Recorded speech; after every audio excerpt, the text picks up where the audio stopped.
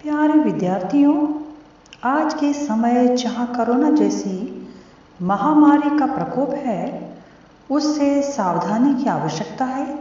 तो दूसरी ओर आप सभी पुनः अपनी अपनी कक्षा की परीक्षा की तैयारी में भी व्यस्त हो गए होंगे। आज का विषय है संवाद लेखन।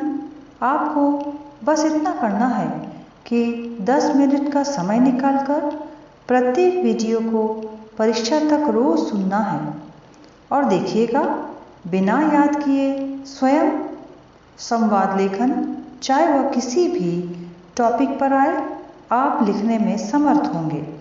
यह ऑडियो वीडियो हम एसोसिएशन फॉर द ब्लाइंड के विद्यार्थियों के सहयोगार्थ प्रस्तुत करते हैं।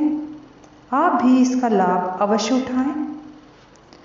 चैनल को सब्सक्राइब अवश्य करें व बेल का आइकन अवश्य दबाएं, जिससे निकट भविष्य की परीक्षा में आने वाले हिंदी, अंग्रेजी व अन्य के सीबीएसई के नए पाठ्यक्रम को आप सुन सकें, तैयार कर सकें।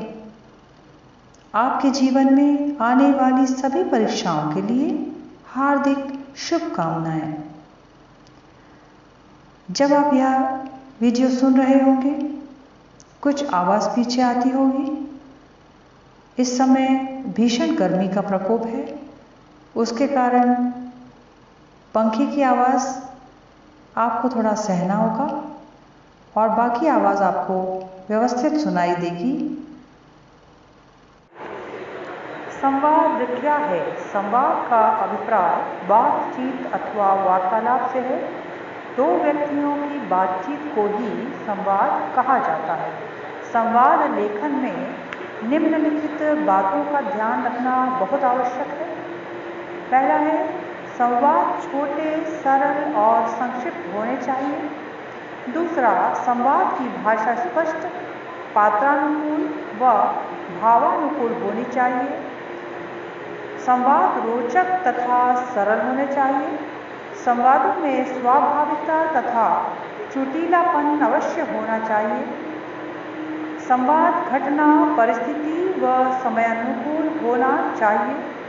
संवाद का प्रत्येक वाक्य विषय से जुड़ा हुआ जरूर होना चाहिए।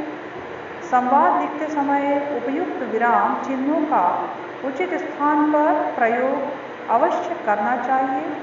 पात्रों के मनोभावों को कोष्ठक में जरूर लिखना चाहिए। कुल मिलाकर आप देखें तो बातचीत उसी प्रकार होना चाहिए जिस प्रकार आप अपने मित्र से या अपने परिवार के संबंधी से या घर में आए मेहमानों से या कहीं ऑफिस में जाते हैं तो उनसे जिस प्रकार वार्ता करते हैं और उन्हें वो बात समझ आती है, इस प्रकार से वार्ता करना चाहिए। उसे ही बातचीत या संवाद कहा जाता है। आज का विषय है हमारा गौरवशाली अतीत और आधुनिकता का आवरण ओढ़े वर्तमान का वार्तालाप। यहाँ अतीत का अर्थात भूतकाल से है और वर्तमान मतलब आज की परिस्थितियाँ। वे दोनों ही बातचीत कर रहे हैं। पहला है अतीत और दूसरा है वर्तमान। अतीत कहता है, कैसे हो मित्र, तुमने तो खूब प्रगति कर ली है। वर्तमान, प्रगति तो तुम्हारे समय में भी हुई थी।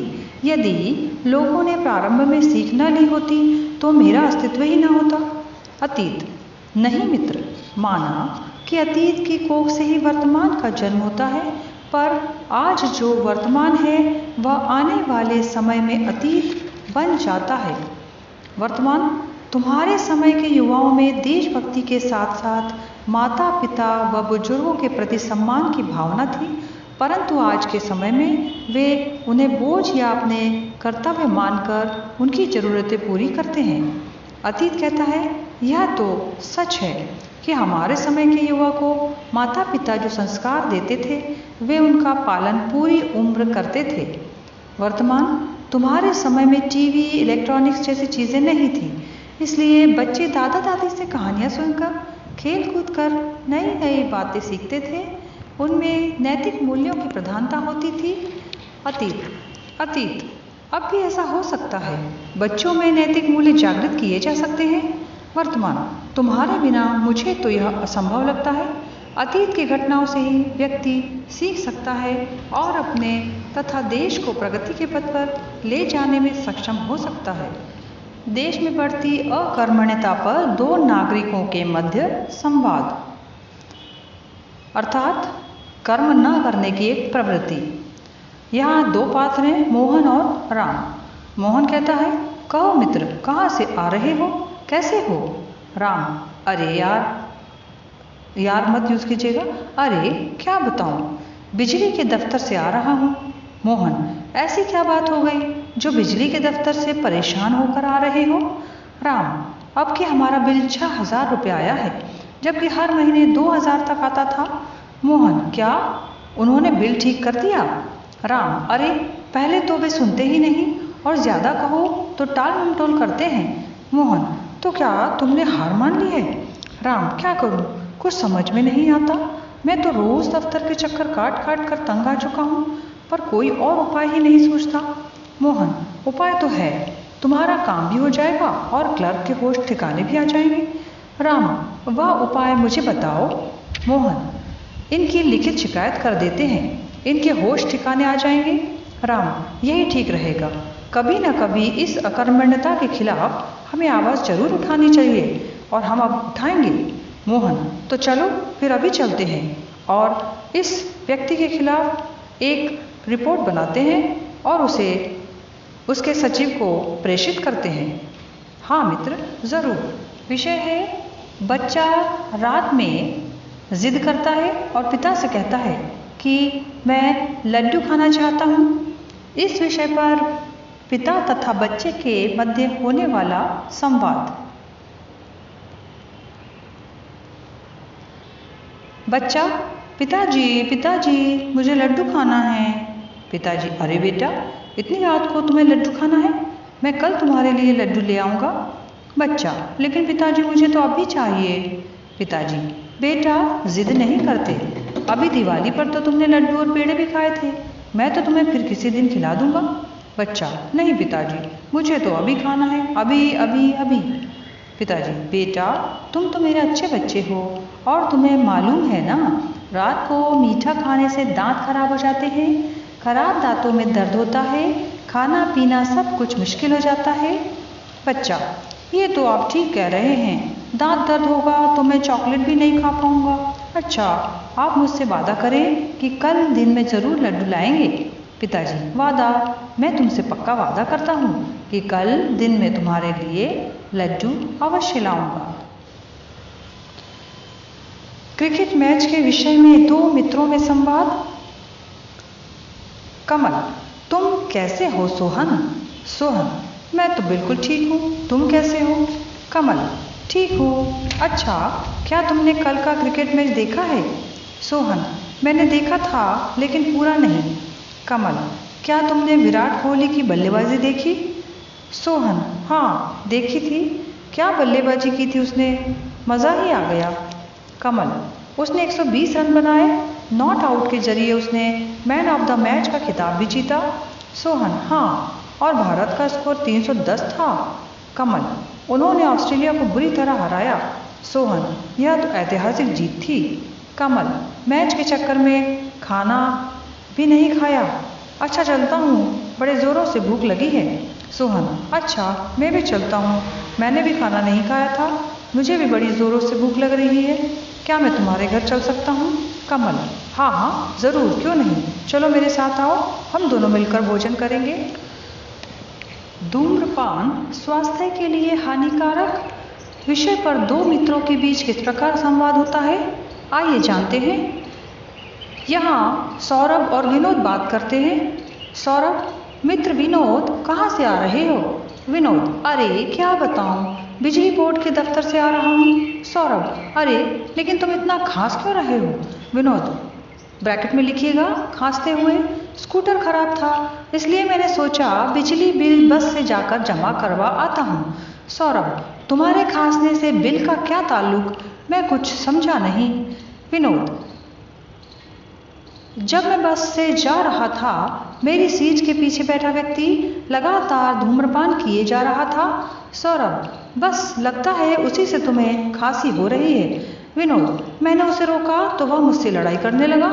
सौरभ, फिर तो उसे तुमने धूम्रपान स्वास्थ्य के लिए हानिकारक है ऐसा समझाने का प्रयास किया होगा। विनोद, पर तुमने कैसे जाना? सौरभ, साधारण सी बात है, जो बात उसे पता है तुम उसे वही समझाने का प्रयास करोगे तो क्या वह तुमसे झगड़ा नहीं करेगा? विनोद, क्या करूं, मेरी आदत है। सौरभ, तुम्हारे बार बार समझाने पर ही मेरी धूम्रपान की लत छूटी है। मैं इसके लिए तुम्हें धन्यवाद भी देता हूँ और आभार भी प्रकट करता हूँ। विनोद, आभार कैसा? एक सच्चा मित्र हितैषी होता है, वह मित्र का पथ प्रदर्शक होता है। सौरभ, मैं भी तुम्हारे कथन का अनुसरण करूंगा और लोगों को प्रेरित करूंगा। विनोद कहता है, अच्छा मित्र, देर हो गई, अब चलता हूँ। सौरभ, ठीक है, मैं भी चलता हूँ, नमस्ते। दिनों दिन बढ़ रहे प्रदूषण की समस्या पर दो मित्रों के बीच संवाद। एक है गगन और दूसरा है विजय। मित्र विजय, तुम्हारी पढ़ाई कैसी चल रही है? विजय कहता है, मैं तो पढ़ाई में कोई कसर नहीं छोड़ रहा, पर आजकल एक समस्या पढ़ाई में बाधा पहुंचा रही है। गगन कहता है, क्या घर में सब कुशल तो है ना? विजय, घर पर तो सब कुशल है, परंतु आजकल प्रदूषण की समस्या निरंतर बढ़ती जा रही है। गगन कहता है, हाँ यह तो है, ग्लोबल वार्मिंग के कारण निरंतर मौसम में बदलाव आता जा रहा है। विजय कहता है, हाँ, कभी बेहाल कर देने वाली गर्मी, कभी बारिश तो कभी ठंडक। गगन, इसके लिए तो हम सभी जिम्मेदार हैं ना? यदि हम सभी सतर्क नहीं हुए तो हमारी धरती पर जीवन खतरे में पड़ जाएगा। विजय कहता है, सरकार कितने भी कानून बना ले, नियम बना ले, पर कानून को कौन मानता है? गगन, क्या पुलिस कुछ नहीं करती? विजय कहता है, लाउड स्पीकरों को ले, क्षेत्र के कुछ लोगों ने इस इलाके में तैनात पुलिस से बात की थी। उस दिन देर रात तक लाउड स्पीकर नहीं चला, पर अगले ही दिन से फिर शुरू हो गया। गगन, जब तक सभी संगठित होकर इस विषय पर चर्चा करके नियमों को निर्धारित नहीं करेंगे, तब तक यह सब चलता ही रहेगा और यही होगा। विजय, पहल तो किसी न किसी को करनी ही पड़ेगी। गगन कहता है, तो फिर प्रण लेते हैं कि नियमों को पालन करेंगे, उल्लंघन बिल्कुल नहीं करेंगे। विजय कहता है, हाँ हाँ, ऐसा ही करेंगे और हम दूसरों को प्रेरित करेंगे और उनको भी संकल्प लेने के लिए कहेंगे और उससे ही देश की प्रगति होगी और सभी गलत कार्यों को सही करने में सरकार की भी हम मदद कर सकेंगे। हाँ, यह ठीक कहते हो गगन। मालकिन और नौकरानी का संवाद। मालकिन कहती है, रेखा, आज फिर तुमने नुकसान कर दिया, फिर कांच का गिलास तोड़ दिया। नौकरानी कहती है, मैडम, मैं तो ध्यान से धो रही थी। मालकिन, तुम अपनी गलती कभी नहीं मानती, तुम्हारी वजह से ही मेरा इतना महंगा सेट खराब हो गया, ऊपर से जवाब लड़ाती हो। नौकरानी, मैं क्या कर सकती थी, हाथ में वॉशिंग पाउडर लगा था इसलिए फिसल गया। मालकिन, गलती करती हो लेकिन मानती नहीं हो, अपने घर में भी ऐसा ही करती हो क्या? नौकरानी, मैं थोड़ा परेशान थी, बच्चे की तबीयत खराब थी, जल्दबाजी में ऐसा हो गया, आगे से ध्यान रखूंगी। मालकिन, अगर ऐसा था तो पहले बताना चाहिए था, तुम्हारी लापरवाही और हमारा इतना बड़ा नुकसान। नौकरानी, अब की बार माफ़ कर दीजिए। मालकिन, आगे से बराबर ध्यान रखूंगी। मालकिन, अगली बार ऐसी गलती हुई तो तुम्हारी पगार से पैसे काट लूंगी। नौकरानी, जैसी आपकी मर्जी, जरूर काट लीजिएगा। बढ़ती महंगाई को लेकर दो पड़ोसियों के संवाद। अब देखते हैं इसमें दो पड़ोसी किस तरीके से वार्ता करते हैं। तो पहला पड़ोसी और दूसरा पड़ोसी, इस तरीके से हम इसको संबोधन करेंगे। पहला पड़ोसी, सुबह सुबह कहाँ जा रहे हैं? दूसरा पड़ोसी, दुकान पर घर का राशन लेने। पहला पड़ोसी, पर इतने चिंतित क्यों हो भाई? दूसरा पड़ोसी, क्या बताऊं, आजकल इतनी महंगाई बढ़ गई है, प्याज का भाव देखो 100 रुपये किलो, खाना भी चाहे तो बजट को सोचकर आदमी रुक जाता है। पहला पड़ोसी, टमाटर भी प्याज के दाम को छू रहे हैं। दूसरा पड़ोसी, कहा तो तुमने सही है, कहा 3000 में महीने का राशन आ जाता था, अब 5000 खर्च करने पड़ते हैं, पर फिर भी पूरा नहीं पड़ता। पहला पड़ोसी, मध्यम वर्गीय लोग किसी तरह खर्चा चला ही लेते हैं। सोचो तो गरीबों का क्या होता होगा। आम आदमी के लिए दिल्ली जैसे शहर में रहना ही मुश्किल हो गया है। दूसरा पड़ोसी, जब से वर्तमान सरकार बनी है महंगाई बढ़ती ही जा रही है। पहला पड़ोसी, चुनाव नज़दीक हैं, अब तो इन्हें आम जनता की स्थिति को समझना ही होगा और समझना चाहिए भी। दूसरा पड़ोसी, एक बार सरकार बदले तो इस महंगाई से मुक्ति मिल ही जाएगी। पहला पड़ोसी, चलो देखते हैं क्या होता है। दूसरा पड़ोसी, अच्छा चलता हूँ, नमस्कार। आधुनिक फैशन और दो महिलाओं की चर्चा या संवाद। गुंजन और मनीषा बात कर रही हैं। गुंजन कहती है, मनीषा कैसी हो? मनीषा, मैं ठीक हूँ, आज बाजार जाना है। गुंजन, हाँ मैं भी जाने की सोच रही हूँ, स्कूल के बाद शाम को ही चलेंगे। मनीषा कहती है, ठीक है, मेरी एक फ्रेंड बता रही थी कि राजौरी गार्डन में बिंदल फैशन वेयर में नया कलेक्शन आया है। गुंजन, फिर तो पक्का आज ही चलेंगे। मनीषा, मैंने पीछे मीना बाजार में डिज़ाइनर साड़ियाँ और सूट देखे थे। गुंजन, जब चलेंगे तो वहाँ भी देख लेंगे। मनीषा, बहुत सारे फंक्शंस आ रहे हैं ना, तो मुझे मैचिंग चप्पलें भी लेनी हैं। गुंजन, वैसे फंक्शन दूसरे के होते हैं लेकिन खर्चा अपना हो जाता है। मनीषा, हमें तो बहाना चाहिए शॉपिंग का, घूमने का, इस बहाने थोड़ी मस्ती भी हो जाती है, आपस में मिलना भी हो जाता है। गुंजन, हाँ लेकिन राजौरी गार्डन में शॉपिंग का अपना ही मज़ा है, भाई देखो वैरायटी भी बहुत खूब मिल जाती है। मनीषा कहती है, अच्छा अब बता फिर कितने बजे हम चलने वाले हैं? गुंजन कहती है, तो तय रहा, शाम के 7 बजे ठीक रहेगा। मनीषा, हाँ शाम के 7 बजे बिल्कुल ठीक रहेगा, मैं भी फ्री होकर आ जाऊंगी, हम दोनों साथ ही चलेंगे और खूब मज़ा करेंगे और शॉपिंग करेंगे।